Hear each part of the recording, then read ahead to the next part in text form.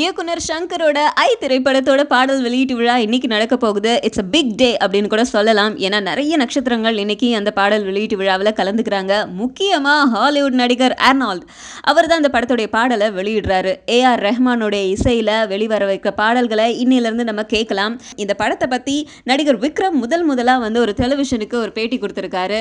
இந்த படத்துல ஐ அப்படிங்கிற தலைப்பு வச்சிருக்காங்களே அதுக்கு ஏகப்பட்ட மீனிங் சொல்றாங்க. ஆனா இந்த படத்துக்கு பிரத்யேகமா ஐனாக்கா என்ன மீனிங் அப்படின்னு கேட்டதுக்கு அழகு அப்படிங்கிற ஒரு வேர்டை பேஸ் பண்ணி தான் இந்த படத்தை எடுத்திருக்காங்களாம். இந்த படம் முழுக்க முழுக்க ஒரு மாடலோடைய உலகத்தை பிரதிபலிக்கும் அப்படின்னு சொல்றாங்க. படத்துல வர நாயகன் ஒரு மாடல்.